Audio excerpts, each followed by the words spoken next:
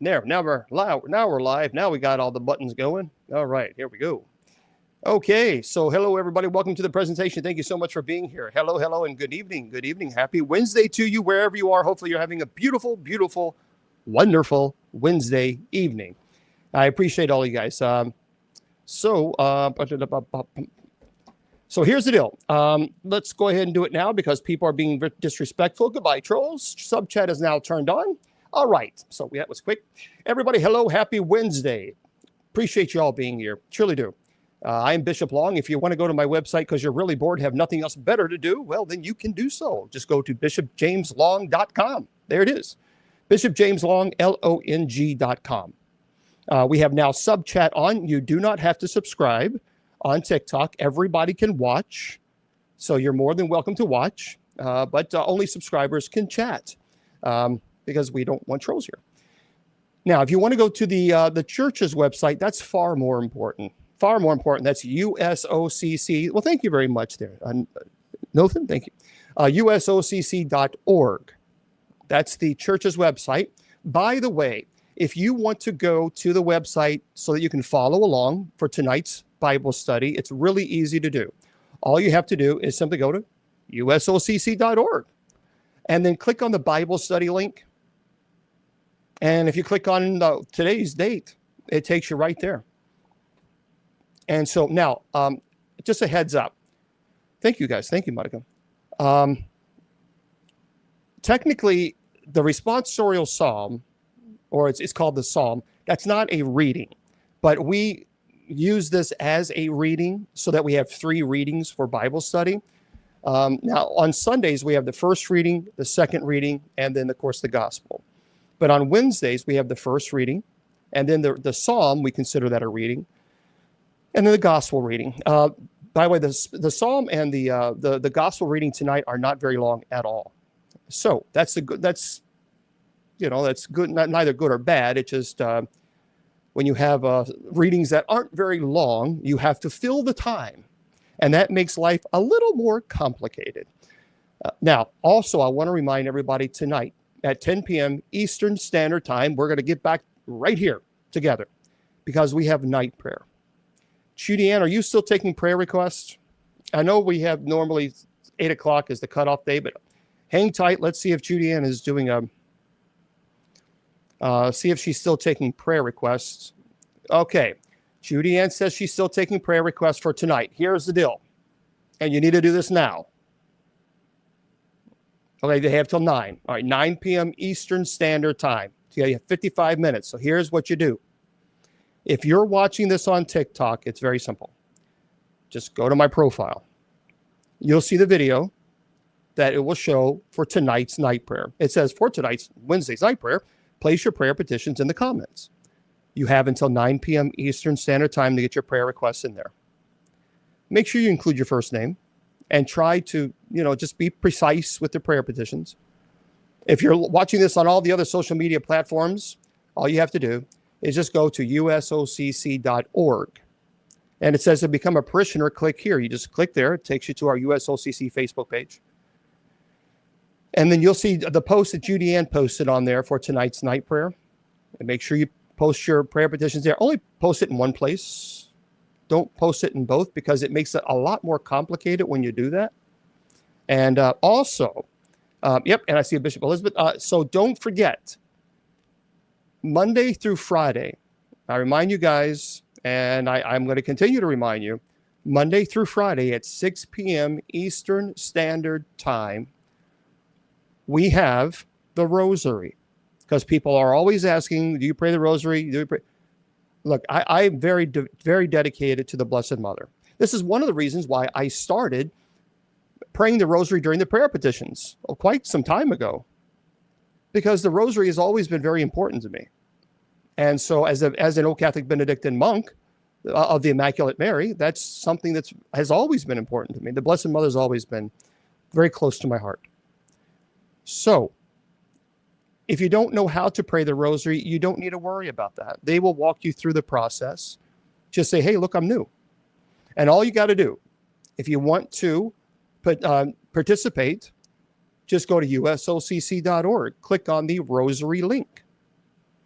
And it says for Bishop Elizabeth's Facebook page, you just push it right there, and it takes you right. And I've already been shadow banned on TikTok now because I keep mentioning other social media platforms. I don't care. Shadow ban me. I don't care. Do whatever you're going to do.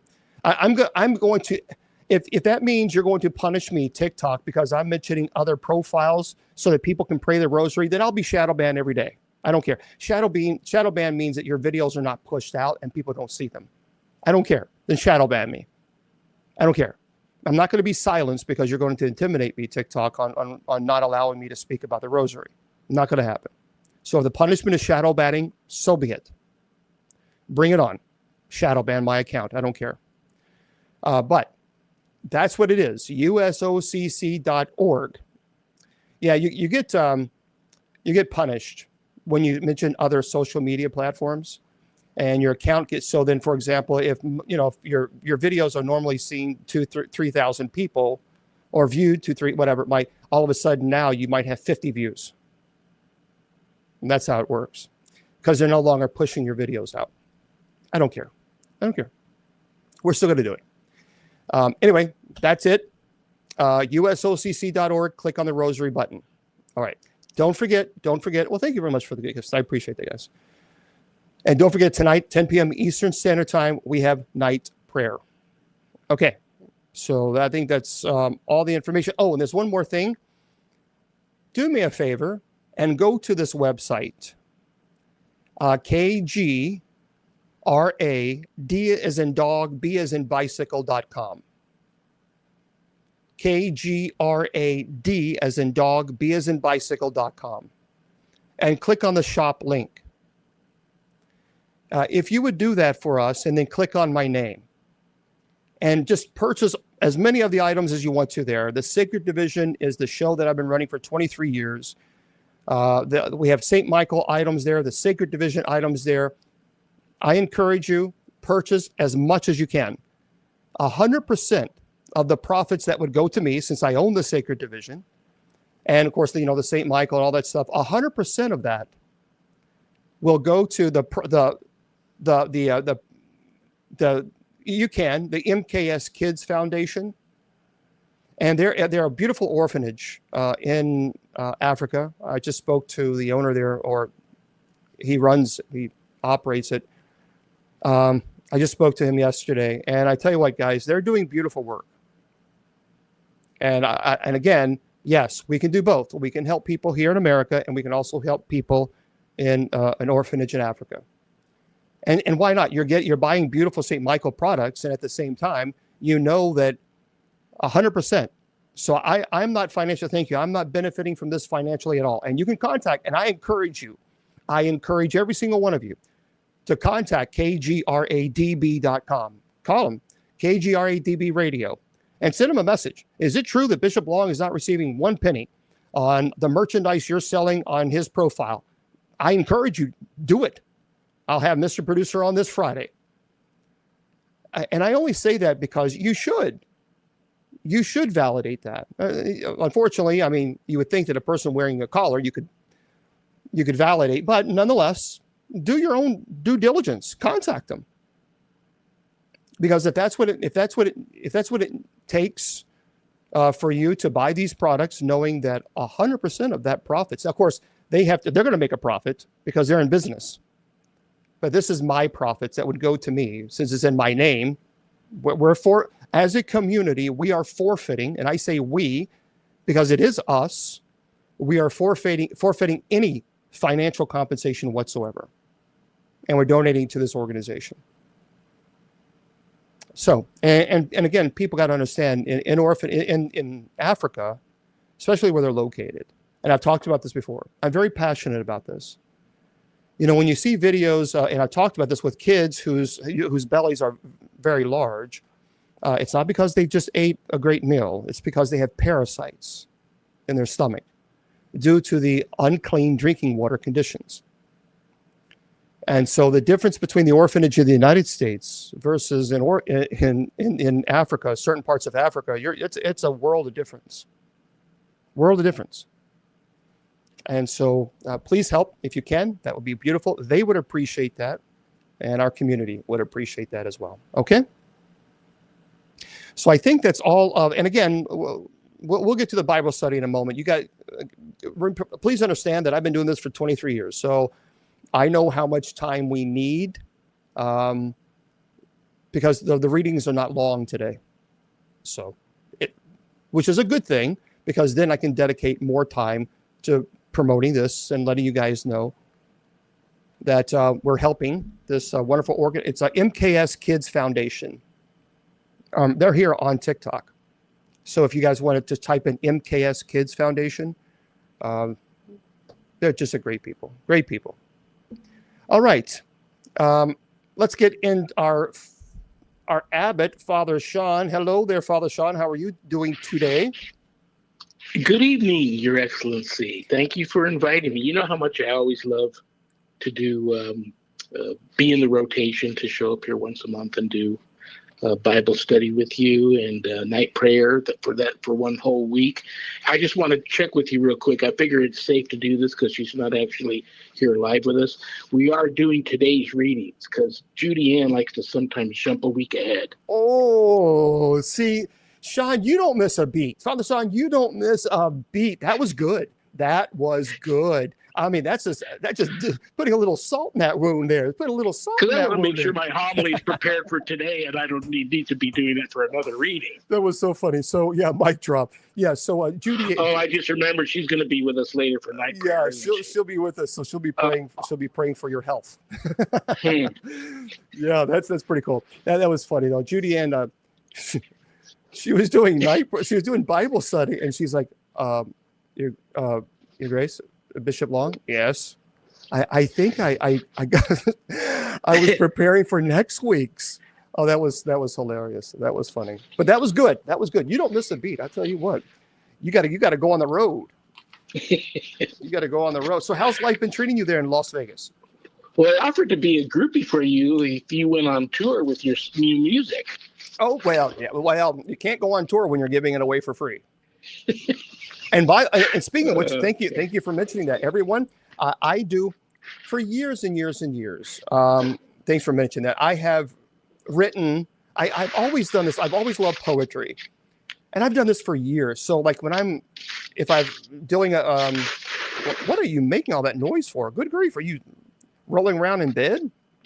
No, I'm not, but you seem to be breaking up a little bit, but I'm not moving at all. Now that is your phone there. That is your phone, Abbott Princess. So because I've turned off the Wi-Fi on this phone. So yeah, you got me there. I just looked over at my phone and it's I just realized it's probably the phone. I got to get a new phone. But anyway, for those of you.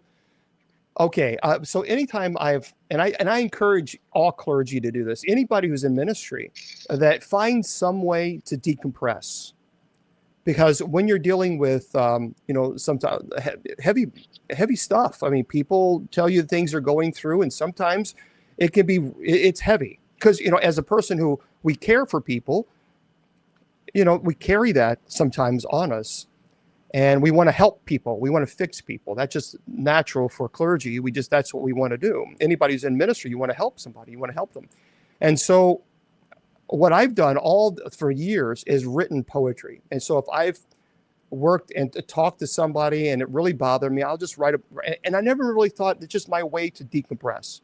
So I showed it to a buddy of mine. He said, I can turn these into songs. And I'm like, dude, you're not going to, they're just my thoughts. I'm not a poet. And he said, actually, the way that what's written, he absolutely was convinced that he could. So I said, do it. And he did. And so all the poems that I have, and I have a massive book throughout all the years. I started this when I was in the seminary. And at first I thought, well, that's kind of odd. But then I really understood the value in it. And I cherished it. And it works. It helps. It truly does help. So every single one of these songs that I've created, it's from my own personal life and experience, or even struggles, personal struggles. And so they're free. They are copyrighted. So I want to make that very clear, meaning you can use it, you can download it, you can play it. The only thing that I ask is please say that it's copyrighted, Bishop Long, and just tell people where they can go, to more importantly, tell them about the USOCC website.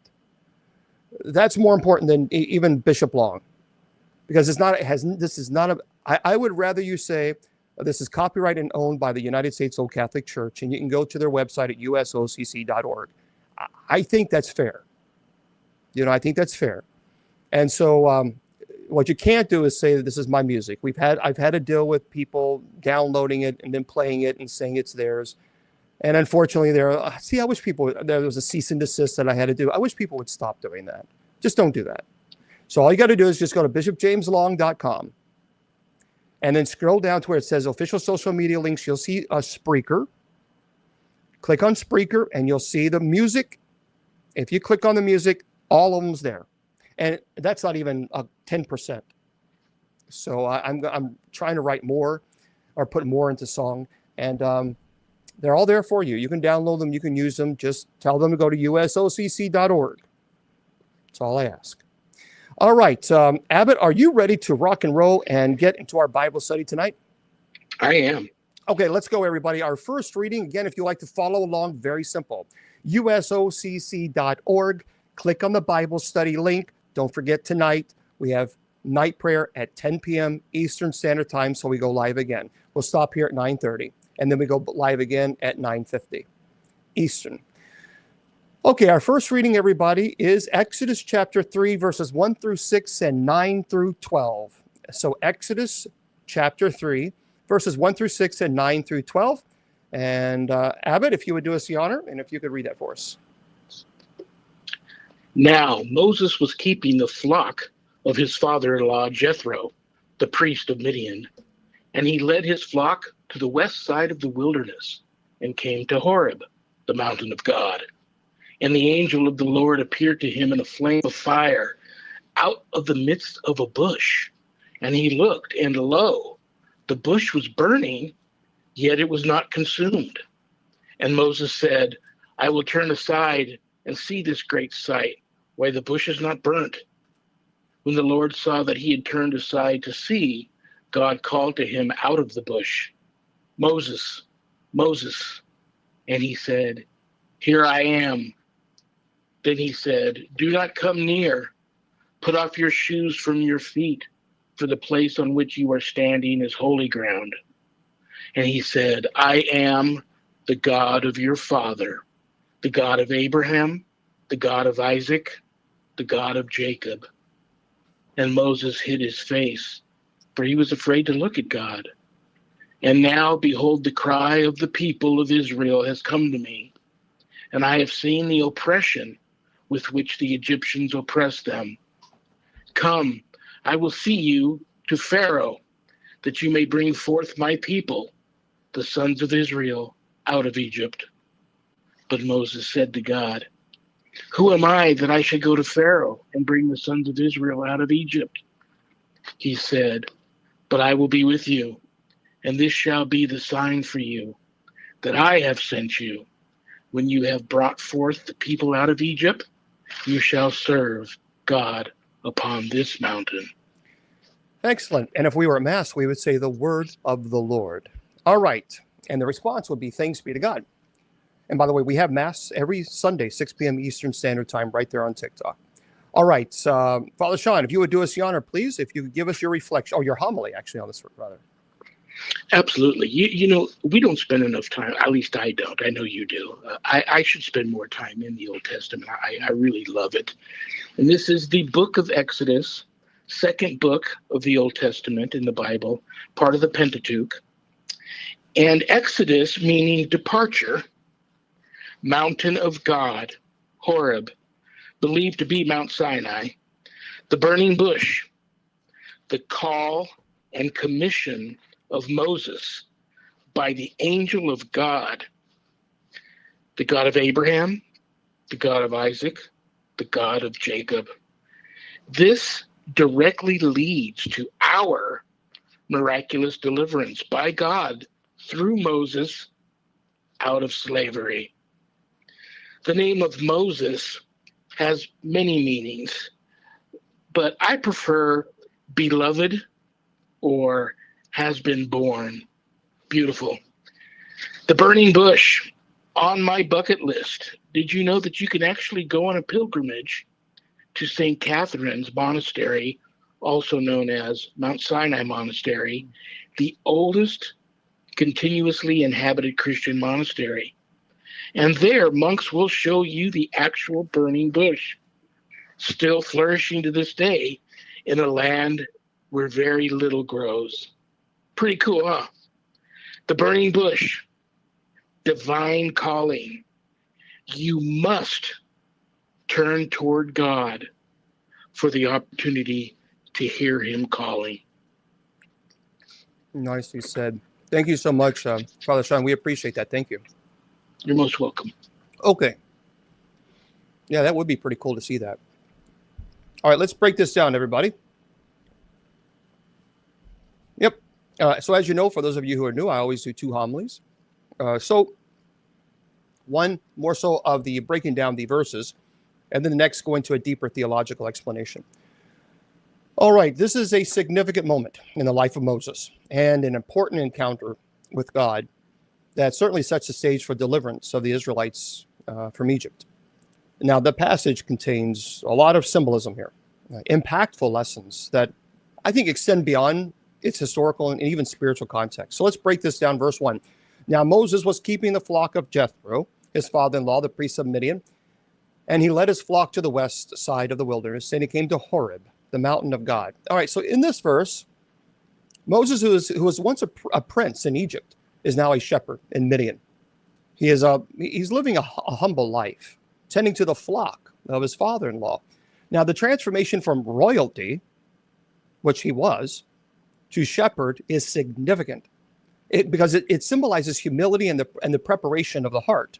See, Horeb, also known as Sinai, is referred as the mountain of God, and the setting is crucial as it foreshadows the divine encounter Moses is about to have. But it is interesting if you look at Moses' life from royalty to shepherd. It very much parallels Christ, of royal priesthood to servant, to shepherd. Now, just as Moses embraced his role as a shepherd, we have to learn the value of humility and preparation, because true leadership often requires us to first serve, understand simplicity.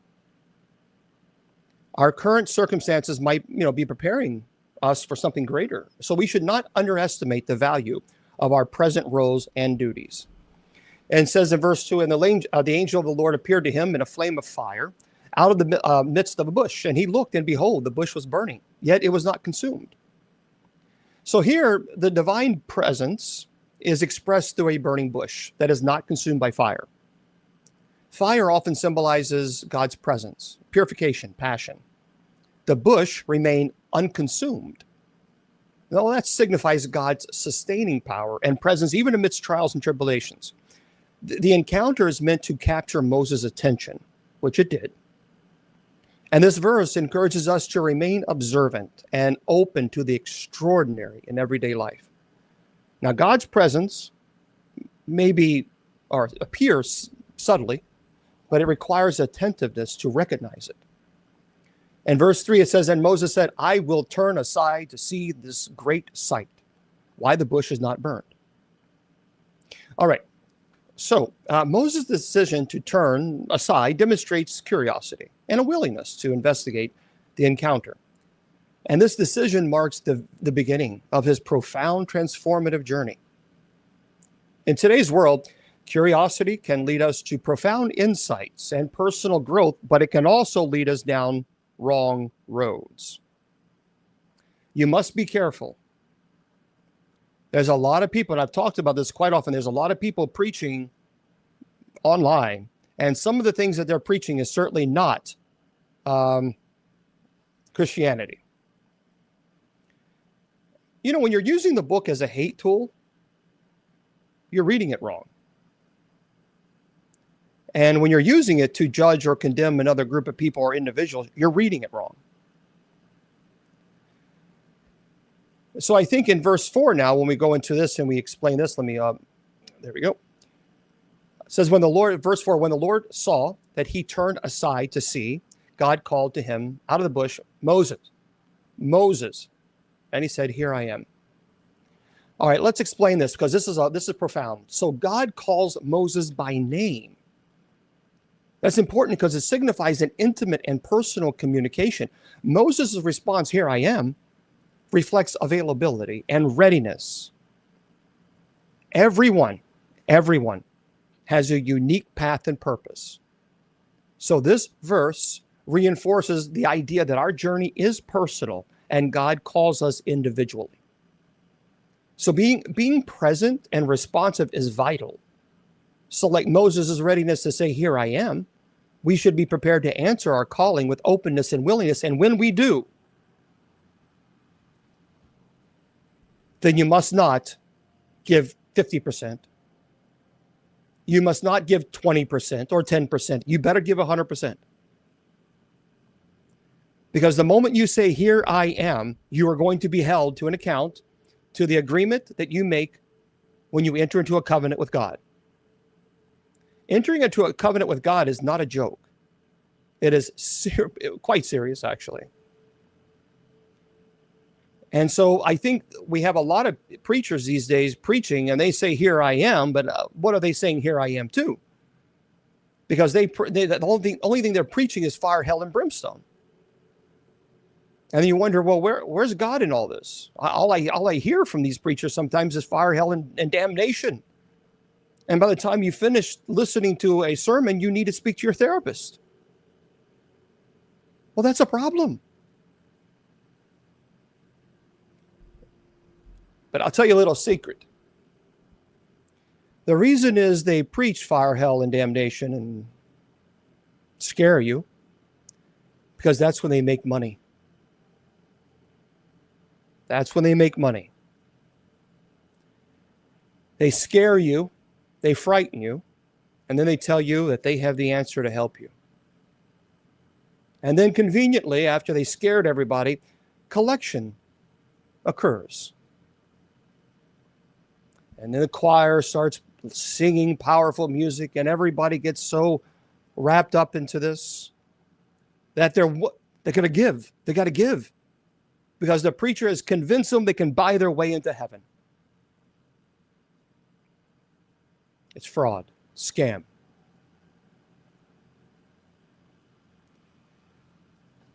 Verse 5, then he said, do not come near, take your sandals off your feet, for the place on which you are standing is holy ground.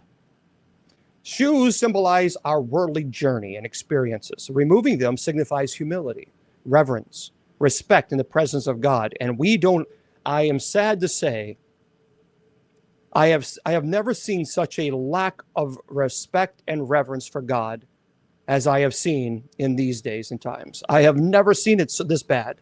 Never. Even to the point, and I've said it before, even to the point that I have to put sub chat on during Bible study.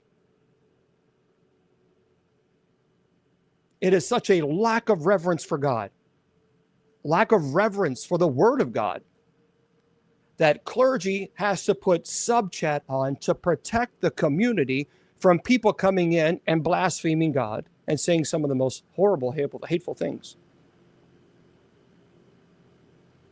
Never in my life have I seen it this bad. See, we must recognize and honor sacred spaces and moments in life. Approach them with humility and respect. You may not agree with that community and maybe what their ideas and their thoughts and their theological perceptions of Scripture. That's fine. But still, if you don't like them, you scroll on.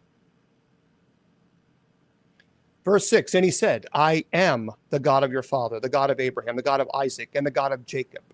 And Moses hid his face. He was afraid to look at God.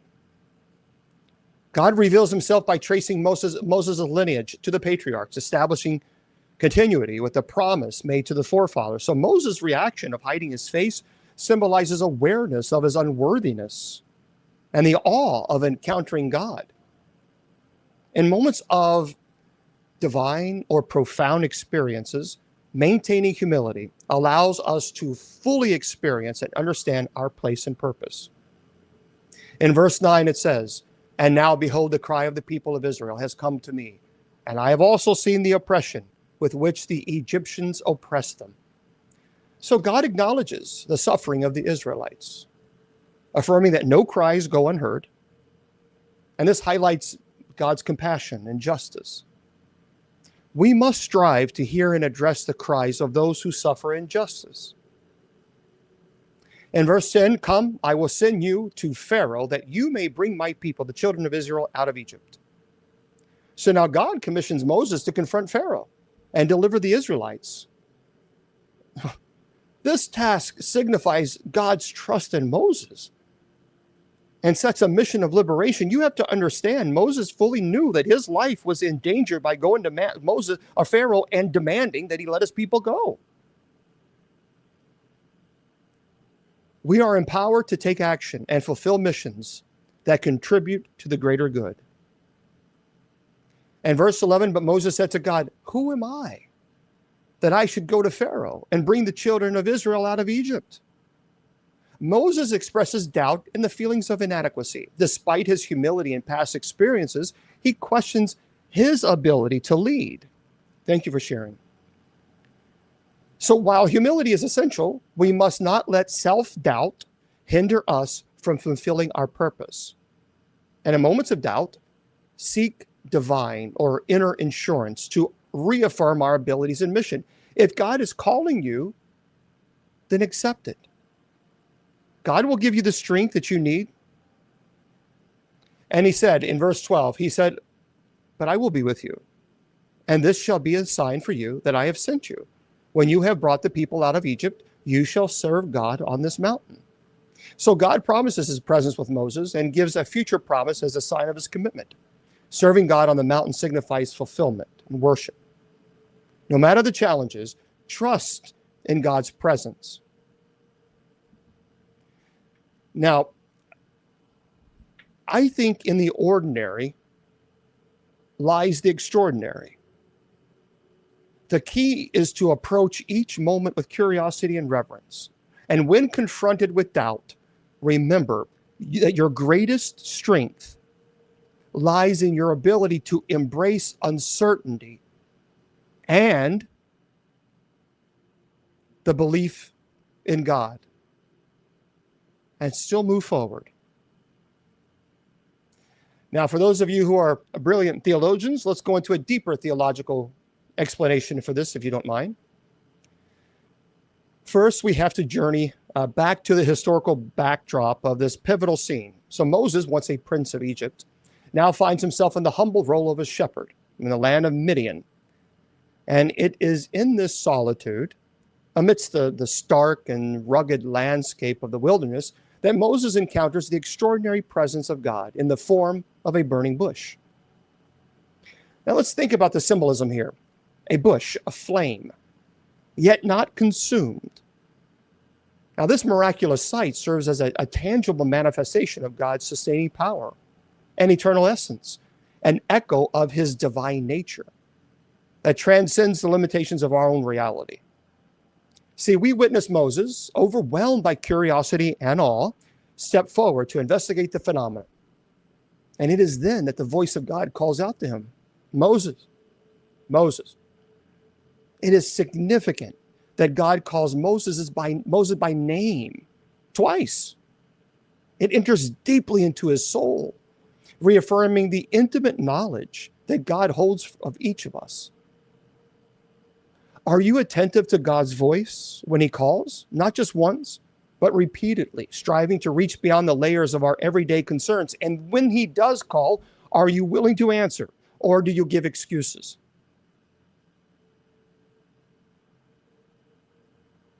As Moses approaches, he is commanded, do not come any closer. Take off your sandals, for the place where you're standing is holy ground. So the act of removing sandals is an acknowledgement of the sanctity of this encounter. It symbolizes vulnerability and reverence, shedding the barriers that separate us from the divine. Consider this. Could the command to take off the sandals also represent an invitation to shed our past burdens, to let go of preconceived ideas and sin that binds our spirits? As I tell you, The devil calls you by your sins, and God calls you by your name. So what are the sandals in your life that need removal so you might stand unencumbered before the holiness of God? Maybe it's that negative self-talk. Maybe that you're not good enough, you're not holy enough, you're not loved enough, God won't love you enough, you made too many mistakes. Maybe it's that type of nonsense. You're listening to the devil then. The devil's telling you this. Acknowledging your faults and sins is a power of strength. Actually, I think it's a clear example of strength. It's humility. Now, what you have to do with that, well, that's where it gets a little bit different. What are you going to do with that? What are you going to do with the acknowledgement that you've sinned? And here God reveals himself as the God of Abraham, Isaac, and Jacob, reminding Moses of his covenantal faithfulness. Now, this encounter is no mere personal revelation to Moses. It is also an affirmation of God's enduring promise to his people. What promise has God made in your life that require a renewal of faith on your part? And then we continue verses 9 through 12. We witness the call, the mission imparted to Moses. God acknowledges the suffering of his people. And he sends Moses to bring liberation. But Moses hesitates. Who am I? I should go to Pharaoh. God's response is simple yet profound. I will be with you. Now here I think lies a powerful, often overlooked theological truth for our own contemplation. See, Moses' mission was not anchored in his abilities or worthiness, but rather in the promise of God's presence. And how often do we allow our sense of inadequacy to hinder the mission that God has set before us? In truth, it's never about our competence, but about God's omnipresence, working through and despite us. And reflect then, my friends, on the divine paradox that's presented here, that in our weakness, God's strength is made perfect. Are we willing to learn and lean into this paradox to embrace our own vulnerability as a space where God's glory may manifest? I tell you, because I speak from experience, I'm an introvert. Actually, I'm an INFJ on the extreme level. So for me, going public and, presenting Bible study, I never thought of that even being an option. I felt uncomfortable doing it when I was doing it on radio, just radio. And then turning it into a video, it's like, no, come on. I have a face for radio. But I step forward. And all of us can. And I appreciate, by the way, our moderators are joining Bishop Elizabeth in praying the rosary online. That's beautiful. And believe me, I can guarantee you they're probably nervous about it. And that's good. That tells you that they're deeply impassioned. It means something to them. What drives me crazy when someone shows up and they're like, whatever. Then I don't want to pray with you. If that's what it means to you, no. But when they're nervous because they know that they are representing the church, and far more important, they're representing God. And they should be applauded for that. See, in recognizing our call, no matter what it might be, whether it be praying the rosary or doing Bible study or doing prayer petitions as Judy Ann does, or doing Bible study here, we should be inspired by Moses' journey from a reluctant shepherd to the deliverer of a nation. His transformation was a testament to the transformative power of divine partnership. And as we stand at our own burning bushes, may we too be willing to heed the call of God that often comes clothed in humility and tasks that seem beyond our capacity. Let this be the question that echoes in your hearts this day. When God calls you, as he did Moses, how will you respond? Will you say, okay, I'll do this when it's convenient? I'll, do a Bible study when it's convenient. I'll do night prayer when it's convenient. I'll do whatever it might be when it's convenient. No, that should be a priority. God is a priority. God must be a priority. Never an afterthought. Number one, before anything else in your life, before anything else, God is first. Under no circumstance should God be second. God is not something to be an afterthought, ever, under any circumstance. And so those who place God first in their lives, you understand what I mean. Those people who don't, if God is important, you'll make God a priority. If God is not, then you'll make an excuse. I'm tired. Well, I'd rather do this, so I'd rather do that. Then you're cosplaying. You're cosplaying as clergy. You're cosplaying as a Christian. You're cosplaying. Just admit it. You have lukewarm faith. That you don't want. God must be first in all things. Before your partner, before your husband, before your wife, before your children, before yourself. God must be first in all things. That is total surrender. And if God is not, you must reevaluate your relationship with God. And may we, like Moses, find the courage to step forward, to tread upon holy ground of God's presence, bring forth his purpose in our lives. This is our sacred calling. Okay, let's go into our second reading, everybody. And our second reading, technically it's not a reading, but we're going to count it as one for today. It's Psalms 103, verses 1 through 4 and 6 through 7. All right, Psalms 103, verses 1 through 4 and 6 through 7. Oh, great there. Father Sean, if you would do us the honor, please, and if you could read that for us. Bless the Lord, O my soul, and all that is within me. Bless his holy name. Bless the Lord, O my soul, and forget not all his benefits, who forgives all your iniquity, who heals all your diseases, who redeems your life from the pit, who crowns you with steadfast love and mercy. The Lord works vindication and justice for all who are oppressed. He made known his ways to Moses, his acts to the people of Israel. Excellent. And because this is technically not a reading, we would not say the word of the Lord. All right, Abbott, let's see what you got on this one. I do love the response on this. If we were in Mass, it would be, the Lord is King and merciful.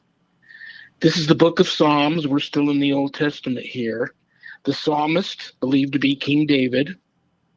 This is a hymn, a praise of divine goodness. Not a short hymn. This psalm has 24 verses, but here the psalmist is praising God for personal benefits and then God's mercy towards all people.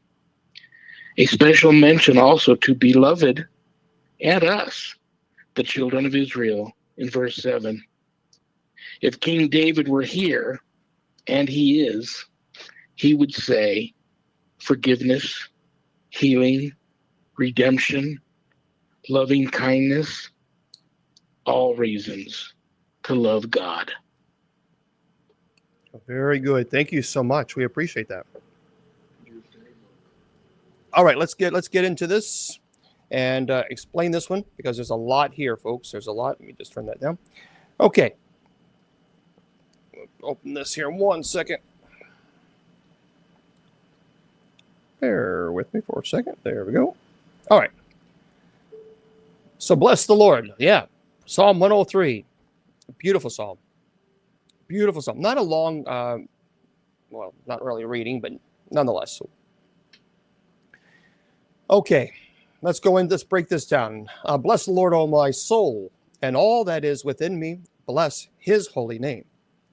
So the psalm begins with a call to worship, urging the soul to bless the Lord. By the way, bless in this context means to give praise, express adoration. A lot of people get confused about that, but that's what it's referring to. Um, the psalmist is speaking to his own soul, encouraging every part of his being to engage in praising God. The phrase, all that is within me, indicates a total involvement in worship, spirit, mind, emotions, and will. The soul body represents the entirety of the person's being, and blessing the Lord symbolizes reverence and gratitude. And holy name reflects God's character and attributes, signifying his purity and perfection. So in our daily lives, we can apply this verse by engaging in mindfulness about our gratitude and worship. It encourages us not just to worship God with our words, but with everything we are. This can translate into living a life that reflects our values and principles consistently.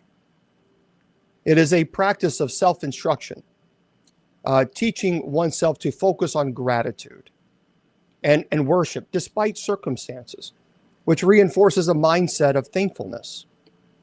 In verse 2, it says, "Bless the Lord, O my soul, and forget not all his benefits." Okay, let's break that down.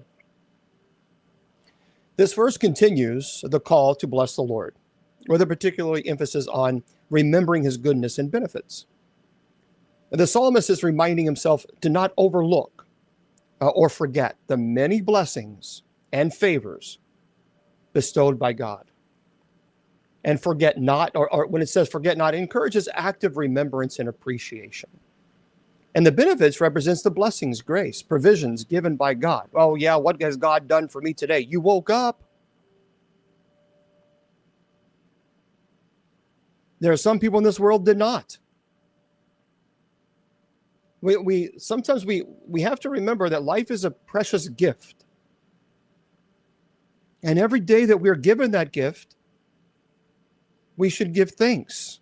And I understand, don't get angry with God for the issues with man-made rules and regulations and stress and bills and piling up and all this stuff that people are dealing with, and everything is costing so much. I get it. That's man-made stuff. That's not God.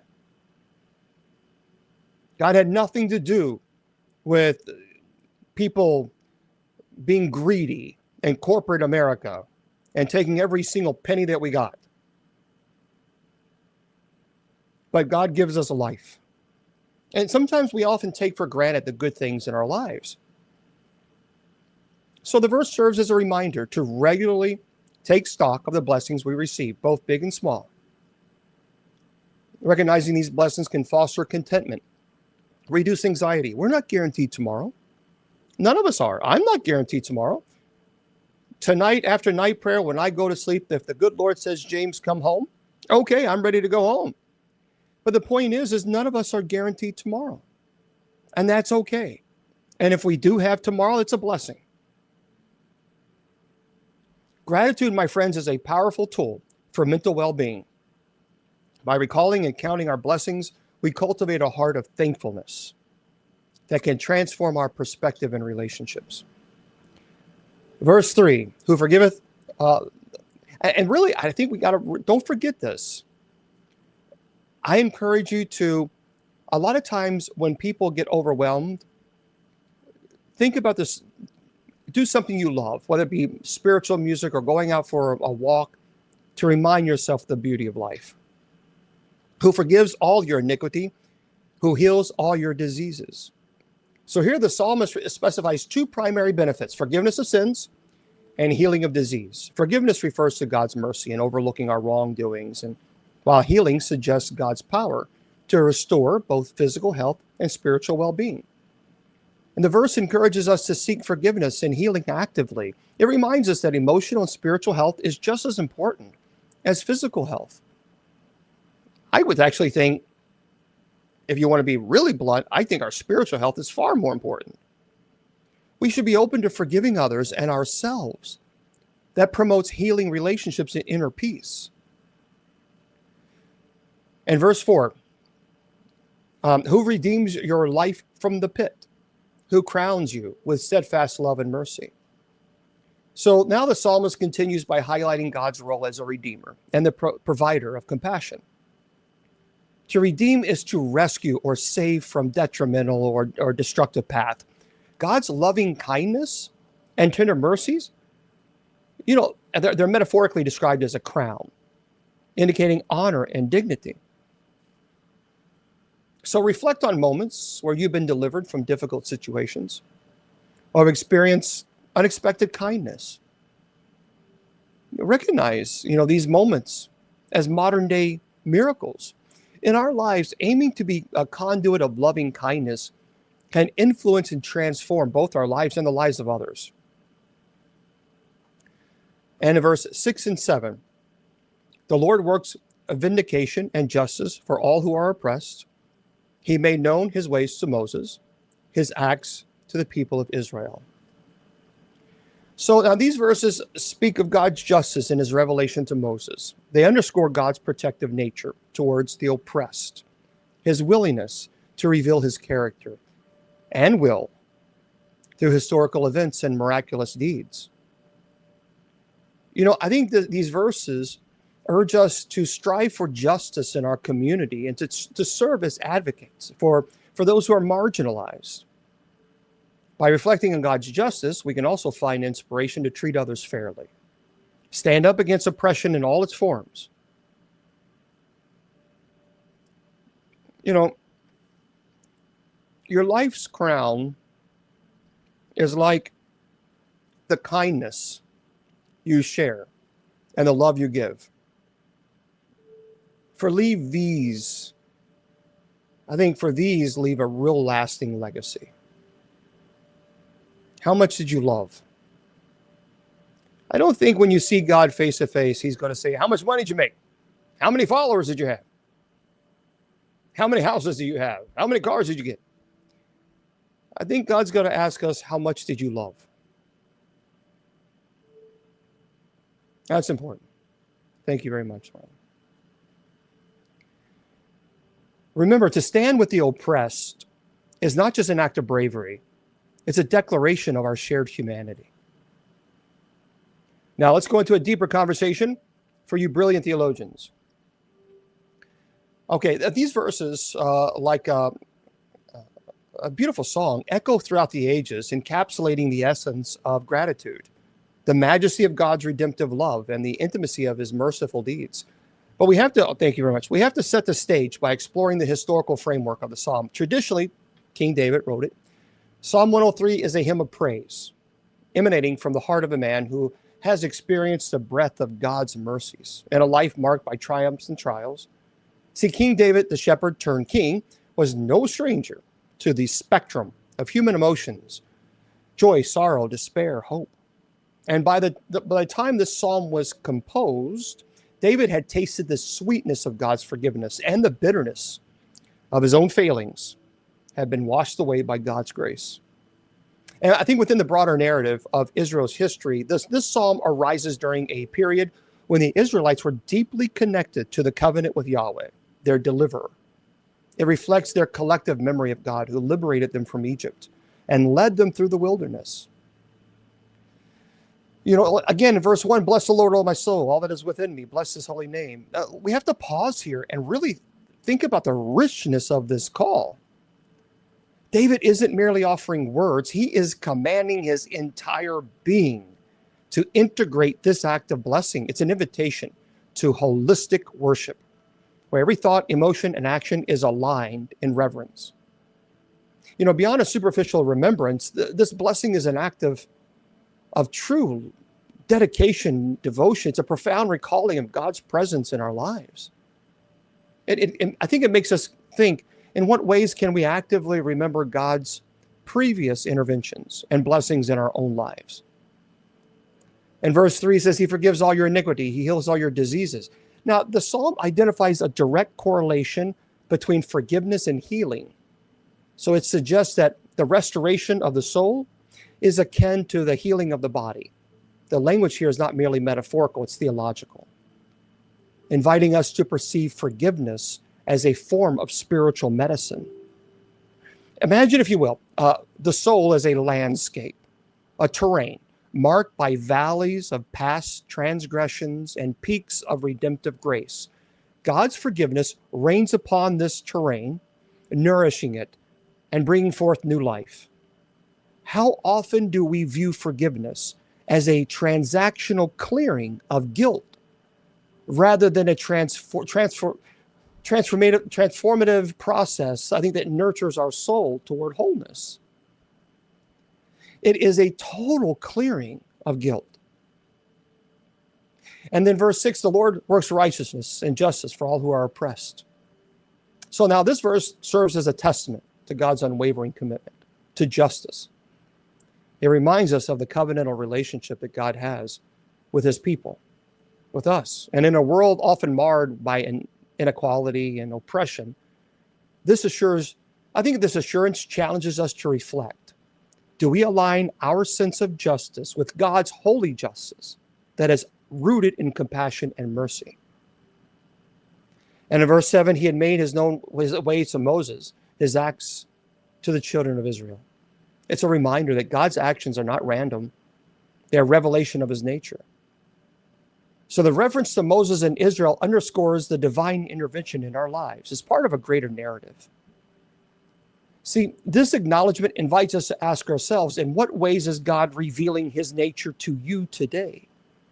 And are you attuned enough to interpret his acts, not merely as events, but as messages meant to shape your understanding of his love and purpose? Thank you. This is it's more than just a liturgical chant. It's a blueprint for living the fullness of God's presence. And as we meditate on these verses, we have to open our hearts to the profound truths that they convey. Some questions to think about. How can you cultivate a living memory of God's past mercies in your personal and even communal lives? And in what areas of your life do you need God's healing touch? How might forgiveness act as a catalyst for that healing? And are you open to receiving insight into God's nature through his intervention in our lives? All right, let's go into our gospel reading, everybody. And our gospel is Matthew chapter 11. And it's not a long reading at all. Verses 25 through 27. So again, Matthew chapter 11, verse 25 through 27. And Father Sean, if you would do us the honor, please. At that time, Jesus declared, I thank thee, Father, Lord of heaven and earth, that thou hast hidden these things from the wise and understanding and revealed them to babes. Yea, Father, for such was thy gracious will.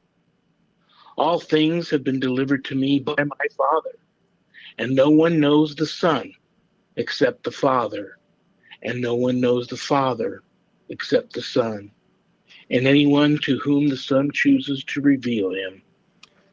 Excellent. And if we are at Mass, we'd say the gospel of the Lord. All right. Now, Abbot Sean, let's see what you got on this one. This huge reading. I love this. This is the Holy Gospel according to Matthew. And we're now in the New Testament, first gospel up. Matthew, meaning Yahweh's gift.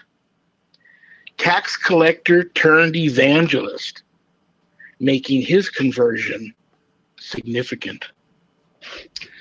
Matthew, one of the 12 apostles, followed Christ and was martyred. And I simply have to mention that his death has always really moved me. And for those of you that don't know, he was actually murdered by a king. Unalived. Pardon? You have to say unalived. TikTok rules. Unalived, I'm sorry. While standing at the altar saying Mass.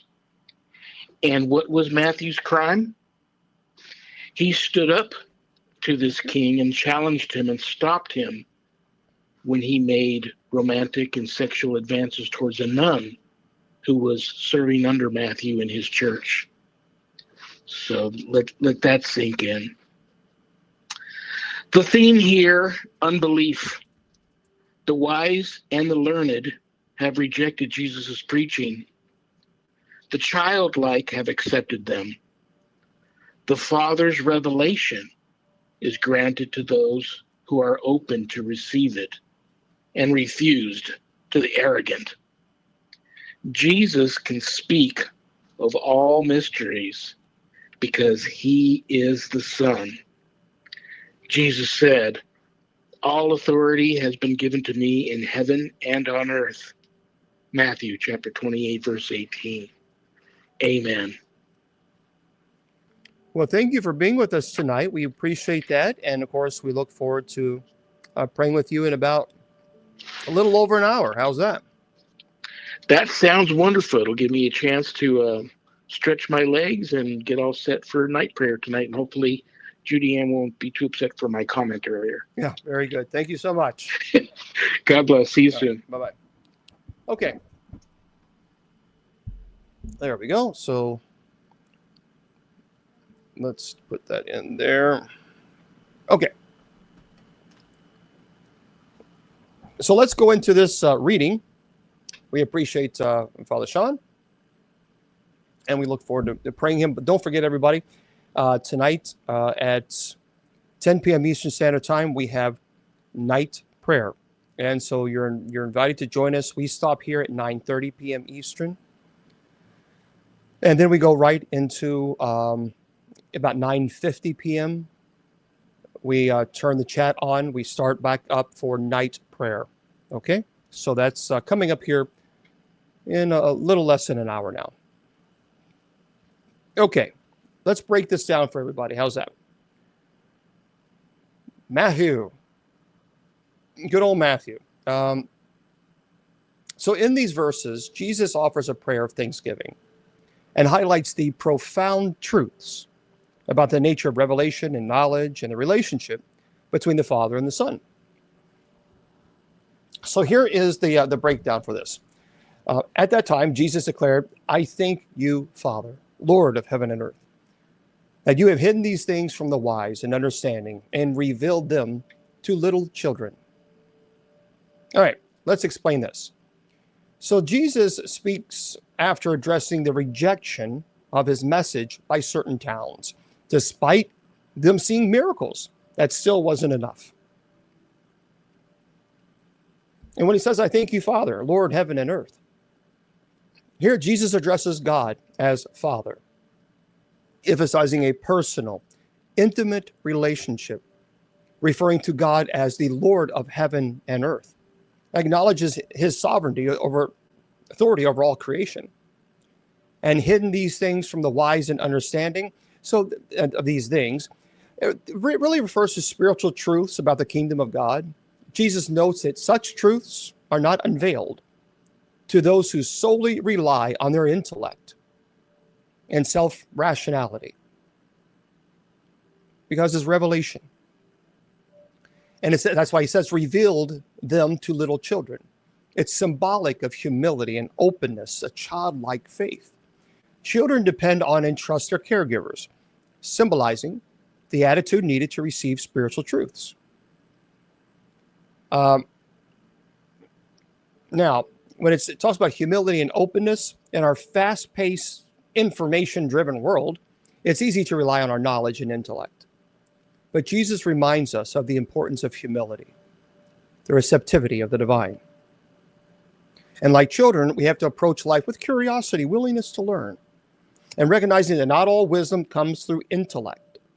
Some understanding requires faith and openness. True wisdom is found in humility and childlike faith, not in the reliance on human intellect alone.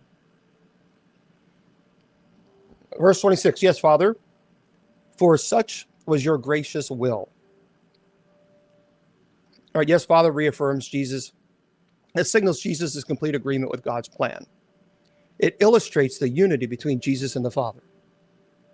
And "for such was your gracious will" indicates that God's ways are purposeful and governed by his gracious and sovereign will. What God decides to reveal or conceal aligns with his plan and goodness. And we have to trust that God's will, even if not always clear, is ultimately good and gracious. And accepting that some things are beyond our understanding actually can bring peace. So seek to align one's life with what one perceives as God's will. It's a personal journey that starts with introspection and prayer, humility, surrendering to God's will. God's will is gracious, it's wise, most certainly deserving of all of our trust and acceptance. Verse 27, all things have been handed over to me by my Father, and no one knows the Son except the Father, and no one knows the Father except the Son, and anyone to whom the Son chooses to reveal him. There's a lot there.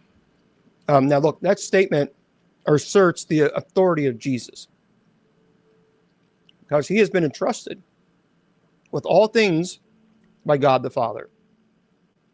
And no one knows the Son except the Father.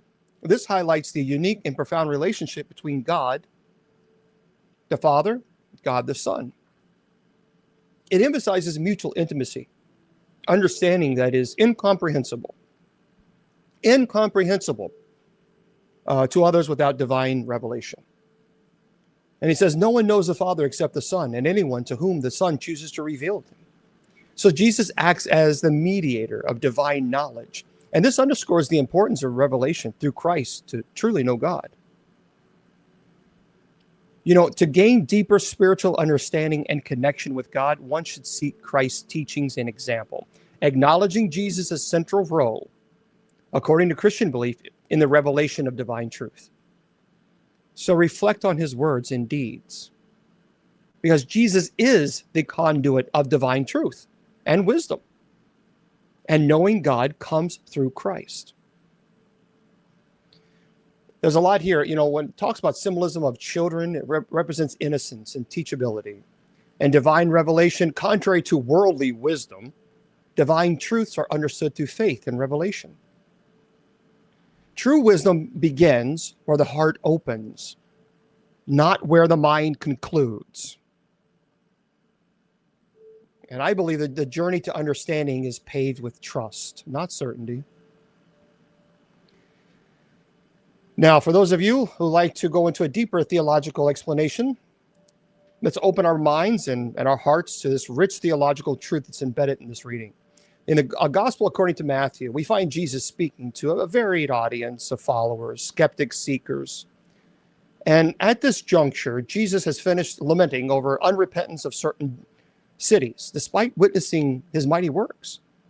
And in this context that we approach, verse 25 through 27, wherein Jesus transitions from his righteous indignation to an intimate prayer of thanksgiving, opening a window for us into the dynamics of divine knowledge and even revelation.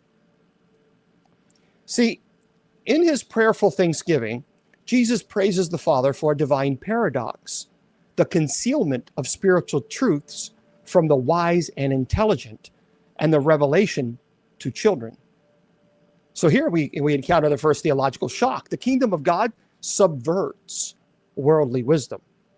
It challenges us to dismantle our pride and embrace a childlike openness to divine mysteries, suggesting that God's ways transcends human understanding. And this passage introduces us to the theological reversal, a theme that's pervasive in the gospel. God often chooses the humble, the weak, the lowly to demonstrate his power and wisdom. So this truth calls us to reflect in what areas of our lives have we relied too heavily on human wisdom, neglecting the simplicity and humility that's necessary for God's revelation.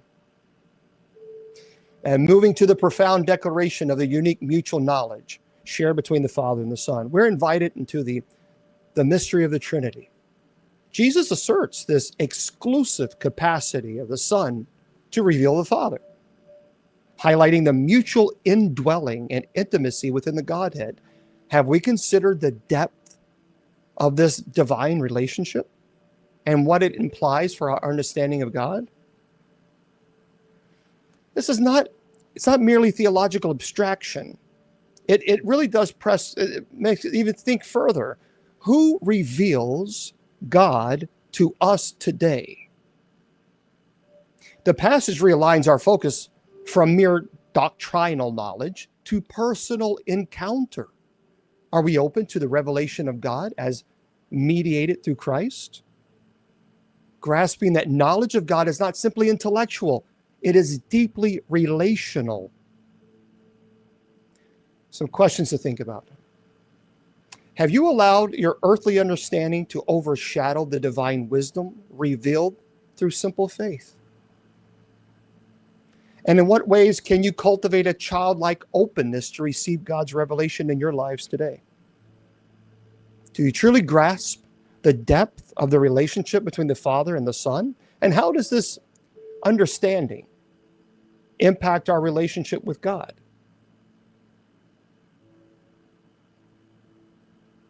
Are you seeking God through the lens of intellect alone? Or are you willing to embrace the invitation to know him through the relational revelation of Christ? Now, if you say, yes, I'm willing to accept the invitation, then you must pray. You must meditate. Meditation is a form of prayer.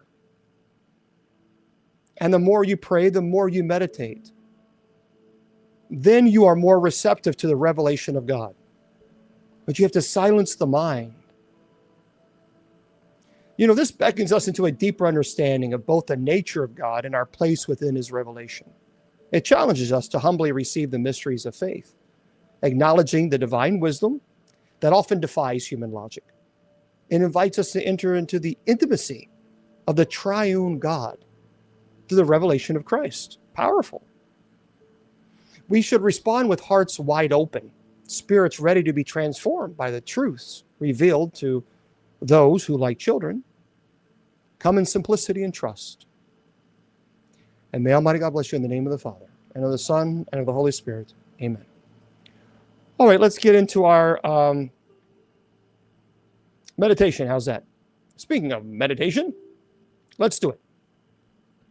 We have a little bit of time, so we can devote to this meditation before we get into our night prayer. All right.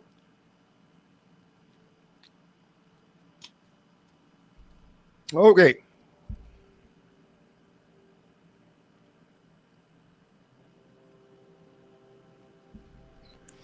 So here's what you need to do. Well, in a moment, I'm going to turn the chat off for everybody. Because just not for everybody, just on TikTok. I can't do it on everybody else. I just want you to be in this moment, okay? I just want you to be in the moment. I don't want you to think about anything else. So let's turn the chat off. What I want you to do is, if you need to lay down, wherever it's comfortable, you can hear, that's fine. No gifts, please, no gifts, because I want you to do this, this meditation. If you want to sit, that's fine. I want you to all just simply close your eyes and be in the moment. And I want you to breathe in deeply, either through your nose or your mouth. It doesn't matter. And then breathe out. Whatever is comfortable. If you breathe in through your mouth and out through your nose, that's fine. Doesn't matter. Deep breaths. And now you're at this point where you just want to calm your body and the stresses. And you're taking another deep breath in, slowly, and then releasing it. Then become aware of your breathing. Become aware of the air as it enters and leaves your body, your nostrils, your mouth, doesn't matter. Don't control your breathing. Don't try to deepen it or change the rhythm. Just slowly breathe in and breathe out. And simply observe your breathing. And as you're doing this, all of your muscles are relaxing.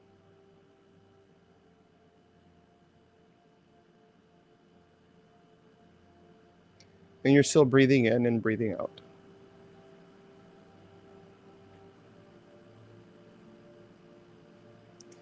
I'm going to read a passage from Scripture to you. And I want you to listen while you're still breathing deeply in and out.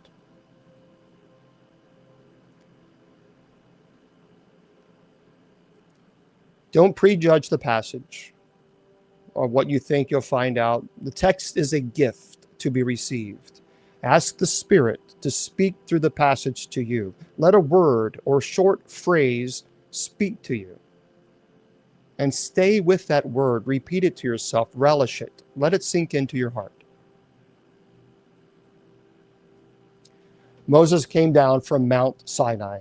And as he came down from the mountain with 2 tablets of the covenant in his hand, Moses did not know that the skin of his face shone because he had been talking with God. When Aaron and all the Israelites saw Moses, the skin of his face was shining, and they were afraid to come near him.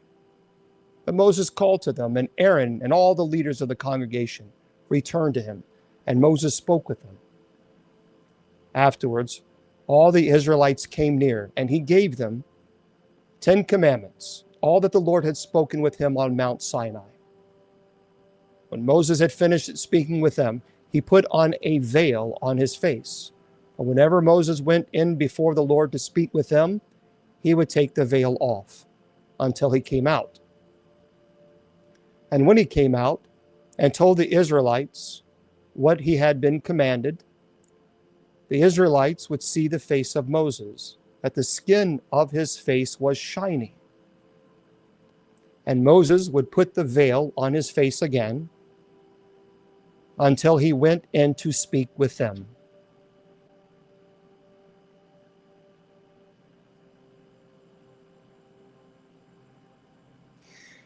Continue to chew over a word or phrase that the Spirit revealed to you.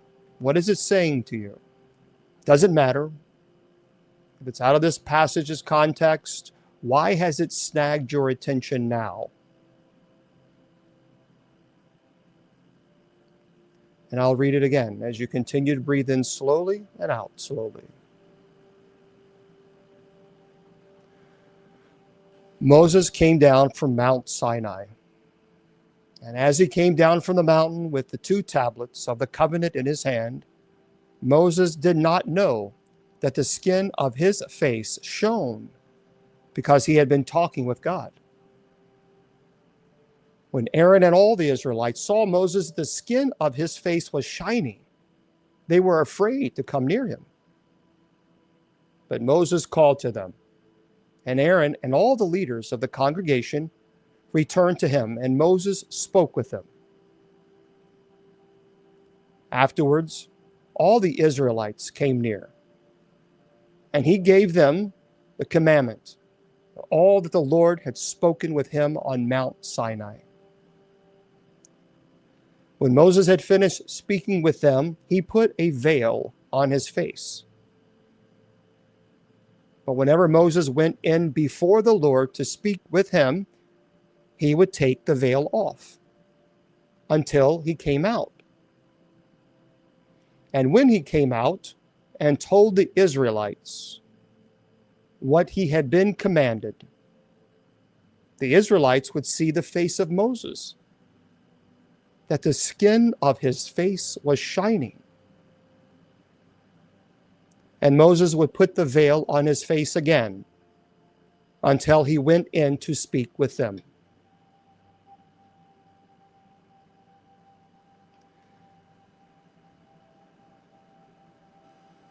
Now, I want you to imagine yourself as one of the Israelites.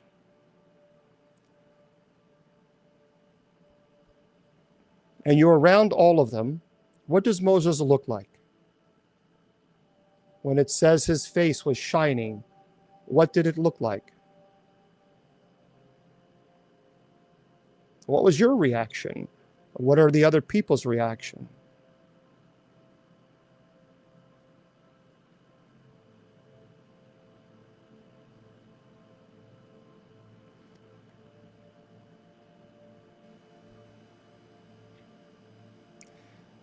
And I'll read it once again. And now you're in the moment, waiting for Moses to come down from the mountain and you are one of the Israelites that will approach him. Moses came down from Mount Sinai, and he came down the mountain with 2 tablets of the covenant in his hand. Moses did not know that the skin of his face shone, because he had been talking with God. When Aaron and all the Israelites saw Moses, the skin of his face was shining. They were afraid to come near him. But Moses called to him, all of them, and Aaron and all the leaders of the congregation returned to him, and Moses spoke with them. And afterwards, all the Israelites came near, and he gave them the commandments, all that the Lord had spoken with him on Mount Sinai. When Moses had finished speaking with them, he put a veil on his face. But whenever Moses went in before the Lord to speak with him, he would take the veil off until he came out. And when he came out and told the Israelites what he had been commanded, the Israelites would see the face of Moses, that the skin of his face was shining. And Moses would put the veil on his face again until he went in to speak with him. Now, address your ponderings to God. You might have questions that you want to ask God.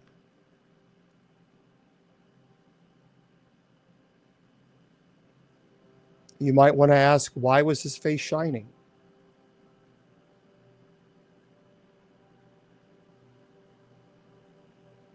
You may want to ask, why the 10 Commandments?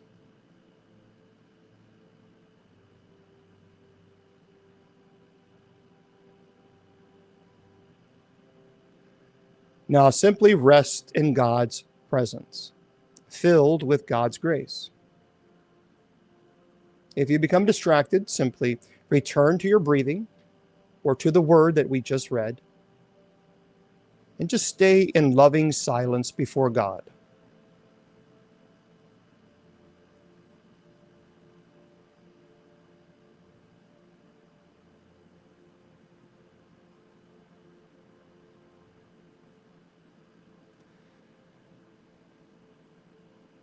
And now return gradually to an awareness of your breathing and your posture.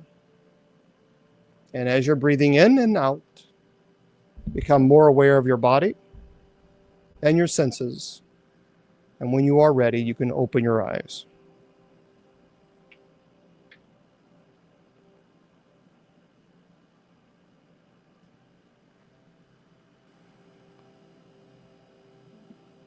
Okay. These forms of meditations are very powerful, and I encourage you. You can always do them on your own when you're reading a passage. Basically, it is to calm the body, calm the mind, calm everything, and just be in the moment with God. And what I would encourage you to do, if you like to do this for yourself, is just read a passage so you can record it. So like you read a passage and then you ask questions that you want to reflect on, and then you read it again, and just like I did here. But you can also, you can go back. This is all going to be on podcasted. It's all podcast. So you can go to bishopjameslong.com, scroll down to where it says Spreaker, and then click on Bible study. So tonight, when this is over, I will upload this, and that way you can do it again and again and again. And you can go back, by the way, on Wednesday nights. Wednesday nights we do the meditation. So on the Bible study, the folder there on Spreaker, just go back to next week and the week before and the week before, and just go to the end, and you can do it as many times as you just download it, and you can feel free to do that. As a matter of fact, for those of you who are listening to this on podcast, I say goodnight to you guys. Matter of fact, why don't we do this now? So let me just, I'm going to upload this for you guys. So let me close this out and then upload it now. Bible study and meditation. We'll say that. And so 1 second.